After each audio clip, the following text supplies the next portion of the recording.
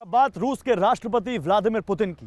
साल 2018 में रूस के anti corruption activist Alexei Navalny ने पुतिन को सत्ता वापसी का चैलेंज दिया और बड़े ही जोर शोर से उन्होंने अपना आक्रामक कैंपेन शुरू किया।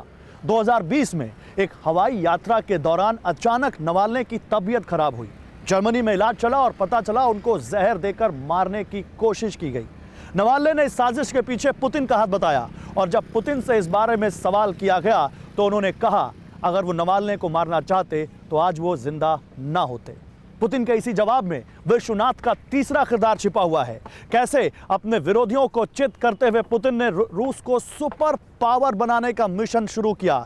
देखिए हमारे इस एपिसोड में लड़ाका द राइजिंग पावर।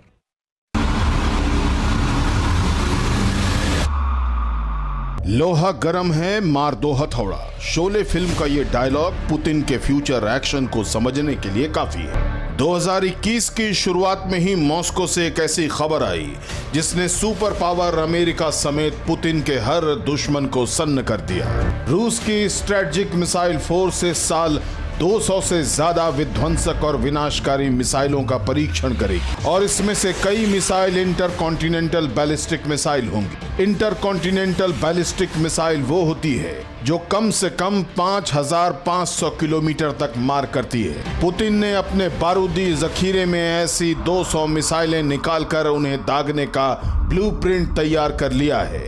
साल 2021 में पुतिन पूरी तरह से वॉर मोड में है। रूस की ये तैयारी एक मिलिट्री संगठन को सबक सिखाने की है। ये मिलिट्री संगठन कई दशकों से रूस की नाक में दम किए हुए है। पुतिन के इस जानी दुश्मन का नाम है नेटो। साल 2009 में जॉर्जिया में रूसी सेना ने हमला कर दिया था। तब नेटो और रूस के बीच जंग जैसी नौबत आ गई थी।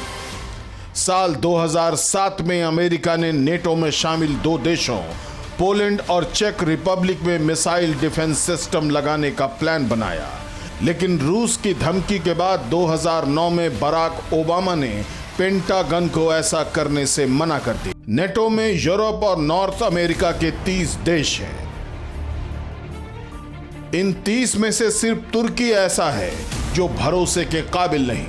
बाकी 29 के 29 देश अमेरिका के एक ऑर्डर पर रूस के खिलाफ जंग के लिए तैयार रहते हैं। रूस के बॉर्डर के आसपास आए दिन नेटो सेना युद्धाभ्यास करके पुतिन की पावर का मखौल बनाती है। ब्लैक सी, डेड सी और आर्कटिक सी में आए दिन रूस और नेटो की सेनाएं उलझती रहती हैं। पुतिन नेटो के इस वॉर एटीट्यूड का अंतिम हल चाहते हैं, इसलिए पुतिन का पूरा फोकस रूस को इतना ताकतवर बनाने का है कि नेटो का जंगी ट्रेलर थम जाए। इन सारी तैयारियों से अलग पुतिन ने अपने साइंटिस्ट को अब तक के सबसे खतरनाक मिशन पर लगाया है। पुतिन के ऑर्डर पर रूस एक ऐसी मिसाइल बनाने में जुटा है जो दुनिया के हर मिसाइल डिफेंस सिस्टम को भेद देगा।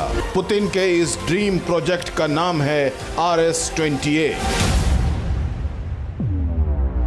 RS-28 सरमाट मिसाइल के बारे में दावा किया जाता है कि ये 18,000 किलोमीटर तक मार कर सकती है, यानी अमेरिका का हर हिस्सा बहुत जल्द रूस की मिसाइल की जद में होगा। सरमट 2 या RS-28 टाइप मिसाइल्स हैं।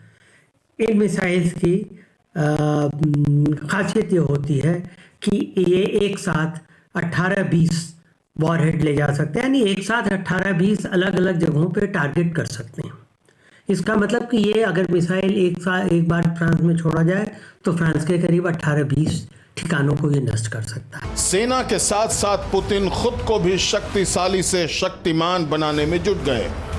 पुतिन ने संविधान में संशोधन करके साल 2036 तक खुद के प्रेसिडेंट बने रहने का रास्ता साफ कर लिया है। अब पुतिन के रास्ते में रुकावट अमेरिका नहीं बल्कि चीन है। साल 2020 में चीन की मीडिया ने रूस के शहर व्लादिवोस्तोक पर दावा ठोकते हुए इसे चीन में शामिल करने की कैंपेन शुरू की। जिनपिंग का ये रवैया देखकर पुतिन आग बबूला हो गए। इसका असर ये हुआ कि S-400 मिसाइल डिफेंस सिस्टम में लगने वाली मिसाइलों की दूसरी खेप को बीजिंग भेजने से रूस ने इनकार कर दिया। पुतिन को चीन से खतरा क्यों है? अब इसकी दूसरी वजह भी जान लीजिए। चीन के थिंक टैंक ने एक वॉर कैलेंडर बनाया है। इसमें अगले 50 साल में उन 6 लड़ाइयों का जिक्र है जो चीन को लड़नी पड़ेगी। इसमें छठी और आखिरी लड़ाई रूस के खिलाफ लिखी है। पुतिन का अतीत एक खुफिया एजेंट का रहा है। पुतिन की हसरत पूरी दुनिया का सुल्तान बनने की है और इसके लिए पुतिन बड़ी ही खामोशी से जुटे रहते हैं। लेकिन इस बार पुतिन हाइपर एक्टिव है। वो साल 2021 में ही रूस को मिलिट्री सुपर पावर बनाना चाहते हैं। बीते 2 दशक से पुतिन ग्लोबल पॉलिटिक्स का सेंटर रहे हैं। अब अगर यहां से पुतिन मजबूत हुए तो अमेरिका के लिए वापसी करना बहुत मुश्किल हो जाएगा।